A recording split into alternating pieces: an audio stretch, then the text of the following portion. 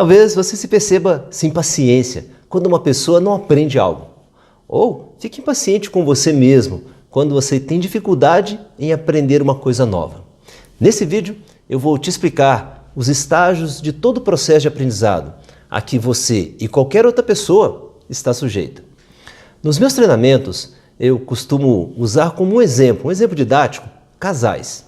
E por que eu faço isso? Porque os relacionamentos afetivos, casado ou namorado, eles são um campo muito fértil para ilustrar o seu comportamento. Perceba que muitas das frustrações e conflitos que existem no casamento têm a ver com a expectativa criada. Você casa e cria a expectativa de que o parceiro vai mudar. E se isso não acontece, como que você se sente? Talvez aborrecida, brava, infeliz. E ao longo da relação, você espera que o outro haja conforme você agiria e se comporte como você espera que ele deva se comportar. E quando o outro não corresponde à sua expectativa, o que você faz? Internamente ou até explicitamente, começa a dar rótulos. Ah, ele é insensível, ele é grosso, ou ela é intransigente, ela é mandona. E ao fazer isso, você fica um pé no seu jeito de olhar para o outro. E aí você entra num ciclo vicioso de insatisfação. Então lembre que mudar implica em sair da zona de conforto. E isso é algo difícil de fazer, porque, como o próprio nome diz, incomoda. É mais confortável ficar como está, ser como é. E um dos passos para mudar é assumir que nós estamos errados ou falhando, que também é algo, convinha comigo, é bem complicado. Para ajudar você a entender o seu processo de aprendizado, que também se aplica ao outro, é importante ter a clareza de que todo o processo de aprendizado ele passa por 4 fases ou estágios. Vamos lá, são eles. O primeiro, inconsciente e incompetente. O segundo, consciente e incompetente. O terceiro é consciente, competente. E o quarto, inconsciente, competente. Para que você entenda nesse contexto de incompetente, significa não ter habilidade para fazer algo, ok? E para ficar mais fácil, eu quero dar um exemplo que é didático. Bem simples para você entender. Aprender a dirigir. Quando você era criança, você não sabia dirigir, então você era incompetente nessa habilidade. Mas concorda comigo que isso não faz diferença para você como criança, porque, do seu ponto de vista, você nem sabe para que serve um carro. Então você é inconsciente do que saber dirigir poderia mudar ou melhorar a sua vida. Agora, isso começa a mudar, principalmente para nós homens.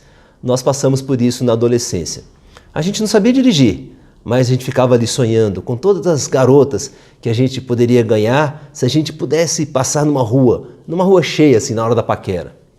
Eu sei que é uma doce ilusão, mas a maioria dos homens passa por isso.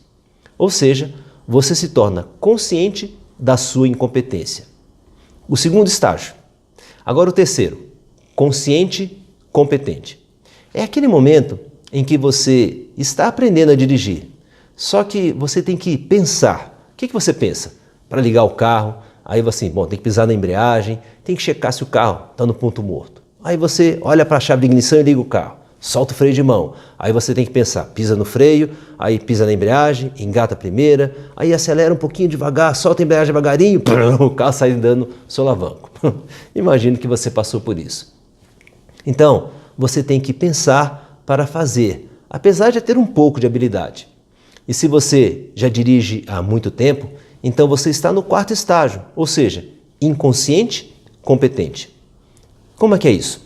Você dirige automaticamente, você consegue conversar, você lê as placas, fala ao celular. Tem alguns que se atualizam no Facebook ou mandam mensagens no WhatsApp enquanto dirige, que é um perigo, né?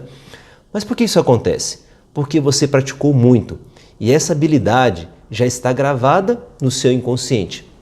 O processo de reaprender significa voltar no estágio 2. Você se torna consciente de algo para o qual você não tem habilidade. Então você vai ter que praticar, mas no começo você tem que pensar para fazer. Você erra, você faz mais devagar, tem que perguntar.